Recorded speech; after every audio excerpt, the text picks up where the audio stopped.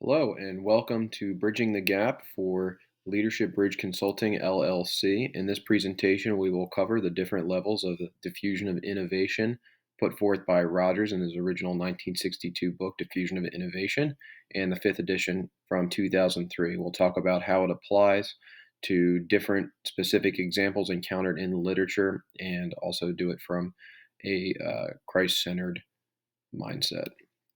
All right, so in 1962, Rogers published his revolutionary book called The Diffusion of Innovation.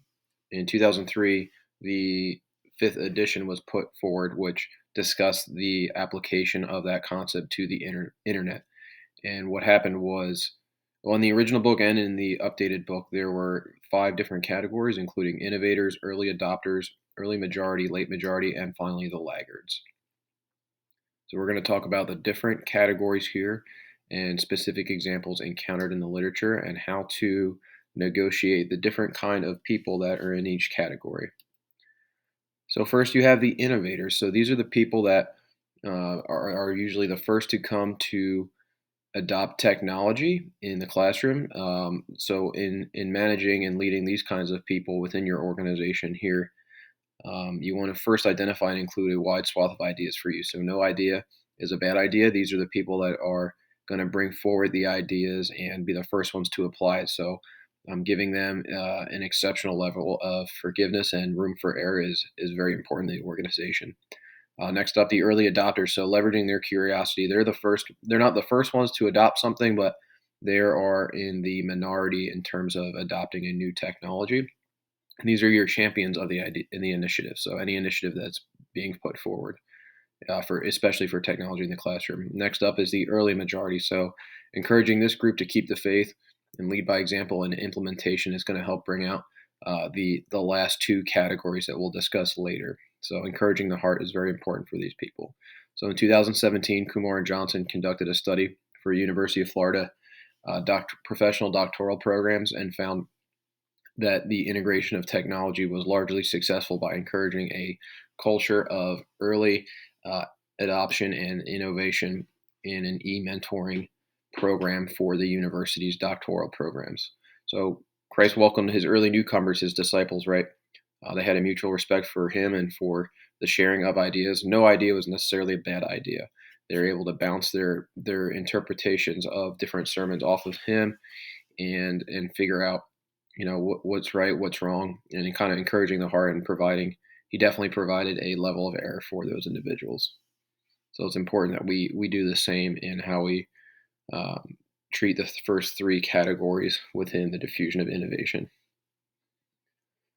All right, next up, your late majority. So these people will best get bought into the system through providing them evidence-based proof or evidence of like, hey, look what the first three groups have done. Look how they've succeeded. Look how it's helped our organization. So it's important not to marginalize the people that fall into a late majority category. We want to always ensure that we're creating an environment of inclusivity. That just because they're in the late majority doesn't mean that they're not necessarily important. And it's always good to follow up with them after they adopt it to encourage continuous buy-in through the program. And rounding out the fifth category, we have our laggards. So setting up one-on-one meetings, maybe to see what their questions may be or why they were so slow to adopt different technology innovations in the classroom and other parts of the company or institution might help us create buy-in with them. So it's always important to, regardless, even if they are the last to adopt or some of the last few to adopt, we have to treat them with respect, courtesy, and also give them a little bit of praise once they have adopted the methods that the organization looks to implement. Following up with them is also important, including continual training as needed, just to check in and make sure that they are still bought in once they have that initial buy-in.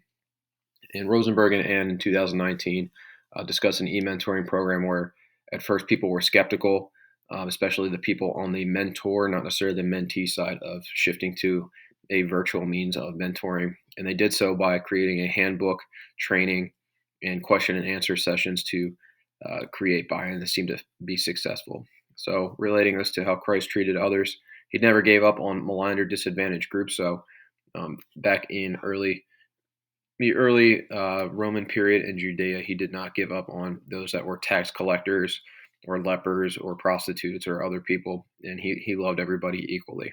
He didn't love people more so than others. And at the end of the day, he was very tolerant, and he accepted those who never accepted his teaching. So you might have some laggards that maybe they don't come around during your tenure in your position as a leader, and you just have to accept the fact that not everybody's always going to buy in and just move on. Because if you try to continually prod at people and do even the methods that we discussed here, you just have to accept and be tolerated or tolerate them, and eventually, hopefully, they will see the light in what you're trying to adopt. And finally, developing a Christ modeled system is what we're trying to do here. So, how he modeled the way. So, the focus is always on inclusivity, not exclusivity. So, just because there's 5 different categories of people that generally fall within the diffusion of innovation framework doesn't necessarily mean that one is better than the other. So, it's very important to not create a culture of divisiveness or to categorize these people and set them against each other. Don't want to do that. Caring atmosphere supports a healthier workplace climate. So everything that we talked about today focuses on their care, continuity between adoption of ideas, and so on. And we're not categorizing then punishing others. So we're not necessarily putting somebody in a late majority or laggard perspective category and then punishing them and having them wear a scarlet letter for the rest of their time with the company. That's not what we're going to be going for here. And everybody has a chance of succeeding if they give effort. So it doesn't matter of what our background is or our position in the company. Everybody has an equal chance in succeeding if they have faith and they give effort in the initiative. And finally, our references that we use today to show the model that we were supposed to discuss here. So the 5th edition of the Diffusion of Innovations here, which was originally published in 1962. Kumar Johnson's Mentoring Doctoral Students program from the University of Florida, which appeared in the Mentoring and Tutoring Partnerships and Learning academic journal. And finally, supporting science teachers' learner-centered technology integration through situated mentoring. So how to create buy-in for those people who were initially averse to adapting the new technology integration. Thank you, and hopefully this helped paint the picture of the diffusion of innovation and the framework which we rely on here at our company.